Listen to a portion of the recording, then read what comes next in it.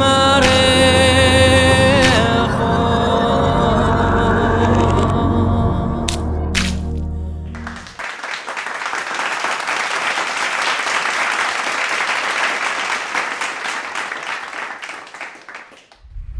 the past couple of weeks, we've been talking about the Harbinger 9 judgments. We went through all of those and how the United States government was actually doing the same thing according to Isaiah 9:10 that Israel did in the northern kingdom when they were rebellious and defiant against Yahweh.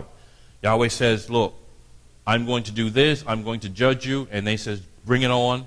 And after the judgment, they says, we'll rebuild this place, we'll do it the way we want to do it, we'll do it our way, we'll make it stronger and better. We don't need you. So in defiance, the northern kingdom did that. We went through a whole lot of information on how the United States did exactly the same thing after 9/11. Something very special happened many, many, many moons ago on Adar. Very, very special. A long, long time ago. What we're going to do is look at these blood moons from Daniel's perspective. Because Daniel gave us a really, really, really powerful insight on what's going to happen at the end of the times. Now, what we're going to do is look at this. This is actually a tetrad blood moon prediction by NASA. And NASA is predicting that the first blood moon in 2014 is April 15th. Now, if in the past this blood moon has showed up on Passover, we know in the future the blood moon will show up when? Passover. Which day in Passover? The first day of Passover. So the blood moon is going to show up the first day of Passover. So we can almost guess religiously that April the 15th, 2014 is going to be the first day of Passover in that year. Now this is not a calendar put together by religious people. These dates have been put there by NASA. Okay? We have added the feast to these dates. Passover, April 15th, 2014. September 25th, 2014, Feast of Trumpets, that's Rosh Hashanah, Feast of Yom Teruah. Sukkot, October 8th, 2014. And here is this strange month here, Adar, 29th. And it also goes into Nisan, which is March 20th into the month of Nisan. Why? Because there is a double Adar month. It's a leap year next year.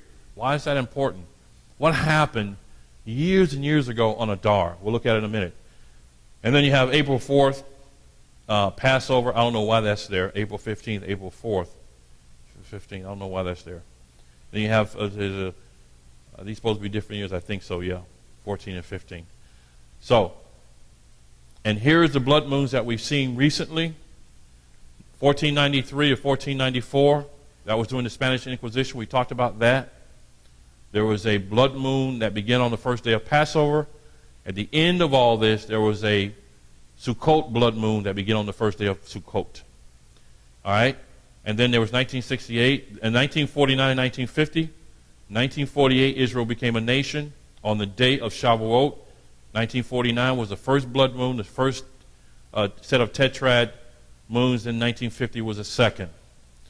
And then 1967, 68, it happened again. This was after Israel became a nation. This was when they had the 6-day war, and they took the city of Jerusalem. And, of course, this is the future. What's going to happen then? 4 blood moons on Jewish feast days within 2 years in Israel is very rare and has only occurred 7 times since the time of Yeshua. There are now 4 blood moons scheduled to appear in 2014, 2015, and then there will be none, not any, for the next 100 years. Joel 2:30, Yoel, and I shall give signs in the heavens and upon the earth, blood and fire and columns of smoke. The sun is turned into darkness and the moon into blood on the coming before. See that? Before the coming of the great and awesome day of Yahweh. And it shall be that everyone who calls on the name of Yahweh shall be delivered. For on Mount Zion and in Jerusalem there shall be an escape, as Yahweh has said, and among the survivors whom Yahweh calls. This is in Acts 2, Romans 10, Isaiah 4, Obadiah 17, and Revelation 14. Oops. What did I do? Okay. All right, 4 partial lunar eclipses occurred on the Jewish Passover in 32 A.D., 33 A.D. What happened in 32 and 33 A.D.? When did Yeshua die? What year? 28, 29, 30, 30?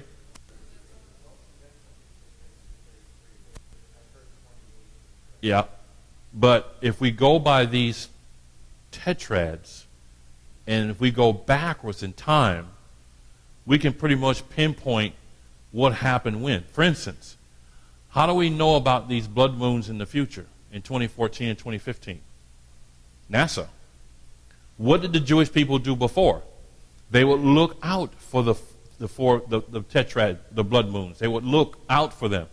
They pretty much can tell when the slither of the new moon would show up, which would tell them when the barley was, what happened after that, the barley ripening and all that, in the spring feast and the fall, and during Shavuot it was wheat. But the tetrads, they would look for, and they would count the red blood moons. If they saw 4, they knew that was a special time. Now, how do you know it's coming in the future? We have NASA to thank for that. So that means if we've had tetrads in the past, and they've happened on feast days, and keep in mind, not all blood moons have happened on feast days. But when you have a tetrad that happens on Passover and Sukkot ending, you must pay attention. So, from the past, we know that there were blood moons. The Inquisition, 1493, 1494. Israel becoming a nation, 1948, 49, and 50 is when the tetrads showed up. The 6-Day War. Jerusalem was taken by Israel. Tetrad. All right? So, what are we looking for as far as the feast day in 2014 and 15? Passover and Sukkot, when it ends. So if NASA is saying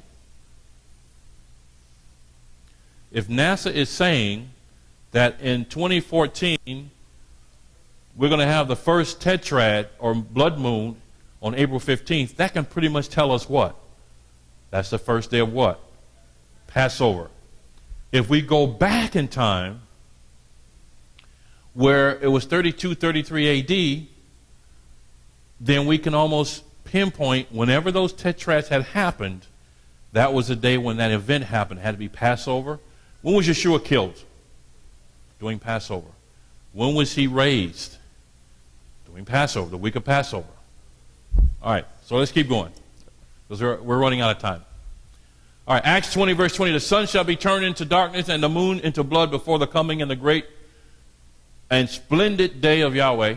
And it shall be that every one who calls on the name of Yahweh shall be saved. Joel 2:28, and then Romans.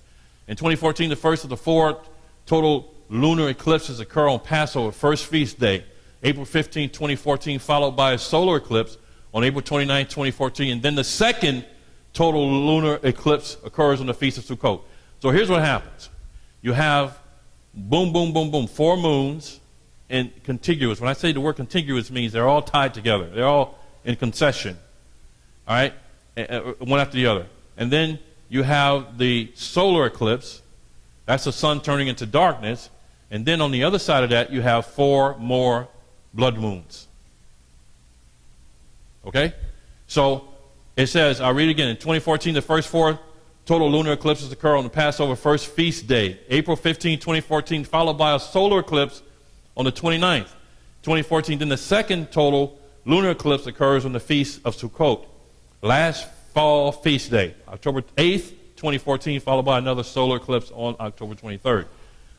What happened on Adar in April back during the time when Ezra and Nehemiah and the whole city thing, the captivity of Babylon, was changing, and there was a decree made to rebuild the city. What happened on Adar? Let's see. Let's keep going.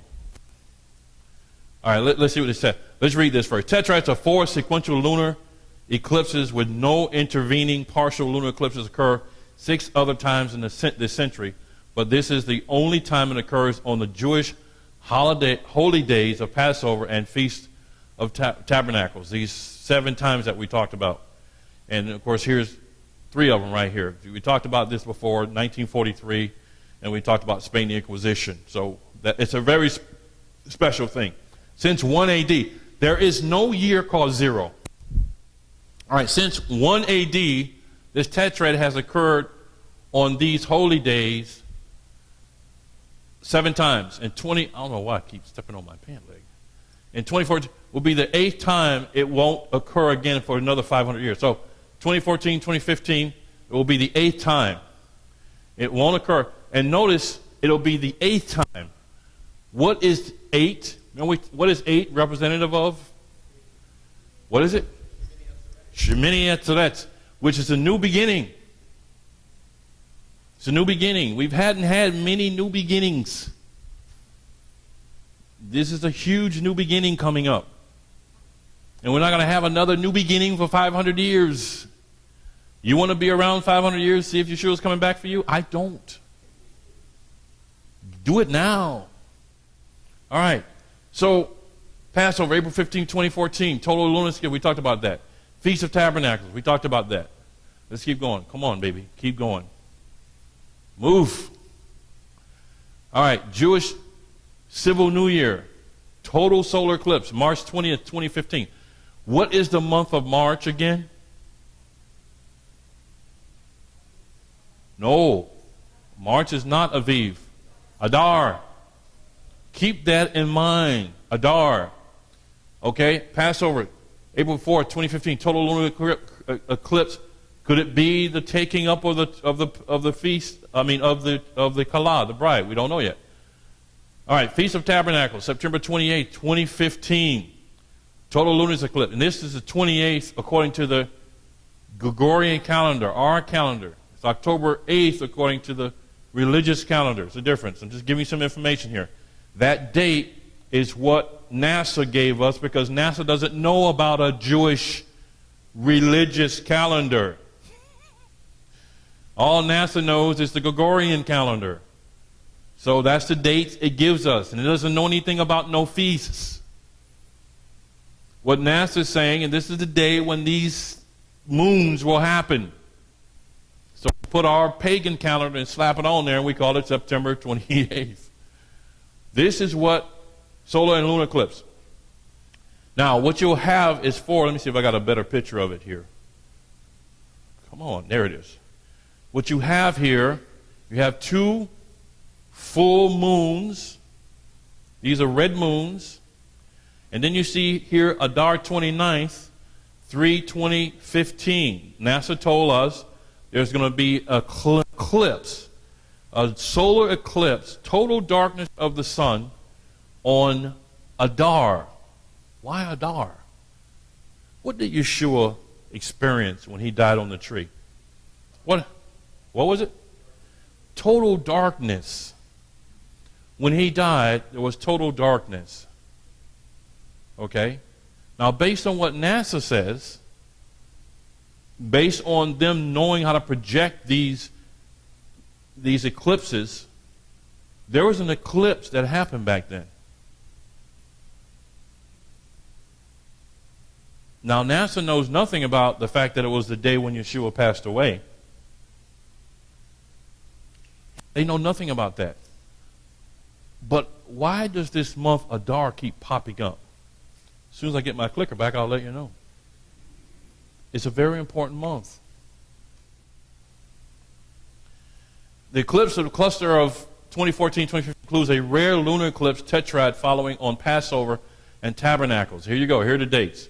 Passover 4/15, And again, 4:15 is Nisan, Passover. Sukkot, 10:8, 14. And then you have this doing Adar. Very strange. Then Passover 2015, and then Sukkot 2015. Now, 65 years, let's forget that. Let's go and look at what this Adar is all about. But we have to look at it from Daniel's eyes. And the most prophetic chapter in all of the entire Word of Elohim is in Daniel chapter 9. All right? Daniel chapter 9. This is the most prophetic book, chapter in the entire Word, especially when it has to do with Israel. All right? Daniel 9, 1 through 19. Daniel's prayer. Gabriel's visit, 20 through 23. The 70 weeks, 24 and 27. And here's the 70 weeks. The scope, 924, verse. 69 weeks, 925. The interval, when the Messiah will be cut off. All right? That's 926. And the 70th week is 927. You're saying, what the heck does all that mean? Well, first, let's just read Daniel 9:24. 70 weeks are decreed for your people and for your set-apart city to put an end to transgressions. Let me ask you this question. Has transgressions ended in Jerusalem, in Israel? Not at all. And to seal up sins? Obviously not. And to cover crookedness. What is crookedness in Hebrew? The ways of the devil himself. Remember we talked about Raha? Remember we talked about the tree of good, bad, the tree of knowledge, good from evil, you say? It's not evil, it's bad. It's functional, dysfunctional. Crookedness is a word that refers to the ways of the devil. Has that stopped? And to bring in everlasting righteousness and to seal up vision and prophets. In other words, you don't need any more visions and prophets. And to anoint the most set apart. Has any of this happened yet? Not at all. Know then and understand, from the going forth of the command to restore and rebuild Jerusalem until Messiah, the Prince, is 7 weeks and 62 weeks. It shall be built again with streets and a trench, but in times of affliction. What shall be built again? That's right. I think we're going to stop here, but I think I want to show you something first before we stop there. Look at this decree. Artaxerxes Longimanus, the son of Artaxerxes, on March 14th, which is the month of, who said, thank you, the month of Adar, this decree was made to rebuild the city and the temple and its walls. Wow. Interesting. So when we go back and we see this month of Adar, the 29th, during the leap year, it's going to be pretty significant. Could that be the exact date when the temple will be rebuilt? Could it? And keep in mind, there is no sacrifice without the temple being rebuilt. And that's why it was finished in Adar. It began in Adar, and before the first sacrifice, the temple was finished in the month of Adar. So the first sacrifice came that Nisan. Are we going to see the same thing in the future? Is it going to be, so we should be looking for Adar for the completion of what I think, because guess whose temple was built in Adar? Zerubbabel's temple was built in the month of Adar. Why that temple? Why? It was replacement for the destruction of the temple by the Babylonians. So when they came out of Babylon, what temple did they build? Come on, people. Which temple was built when they came out of Babylon? Thank you. And which month was it built? Adar. So is this something that we're missing in these blood moon prophecies? Is that there's a possibility that next year the temple could be built in the form of a Zerubbabel temple, which is very, very quick to build? And what could possibly happen before that? What could possibly happen before that is the bride of Yeshua could be taken out of here. Because if in the if the month of Adar produces the temple, you're going to start having blood sacrifices that coming Pesach. And all, using a vernacular term, hell is going to break loose at that point. Now we're talking about some wars. So, Zechariah 9:9, rejoice greatly, O daughter of Zion, shout, O daughter of Israel, see your sovereign is coming to you. He is righteous and endowed with deliverance, humble and riding on a donkey, a colt, the foal of a donkey. This was prophetic. We know he came that way. And Luke 19:38 says, blessed is the sovereign who is coming in the name of Yahweh, peace in heaven and esteem in the highest, quoting Psalms 118. Luke 19:40, but he answered, said to them, I say to you that if these shall be silent, the stones would cry out. And what was the problem? They were saying, shouting all kinds of things. And the leadership of the Jews says, be quiet. The Romans may get upset if you're making all this noise. And Yeshua says, if they don't cry out, the stones will cry out. Masavotes. He's talking about living stones. And that's what he referred to us as, living stones.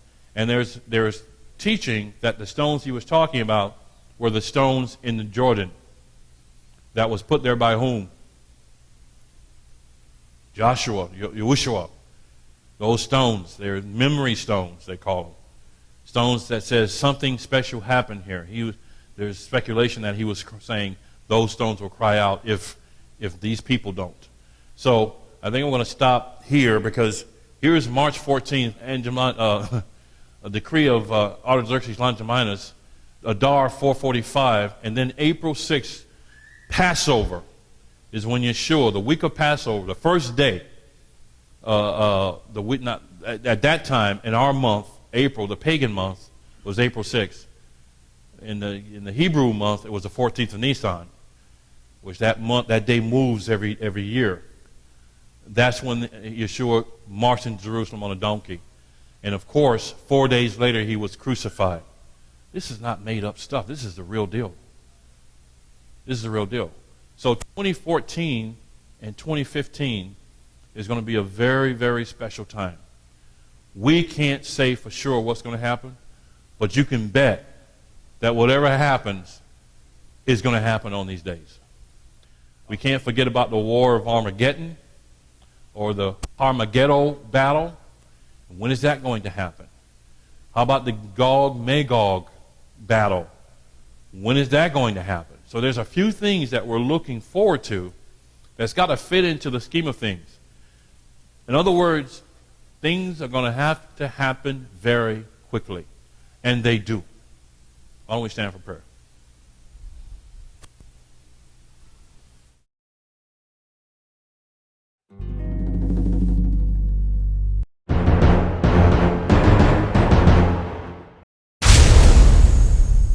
יברכך אדוני וישמרך.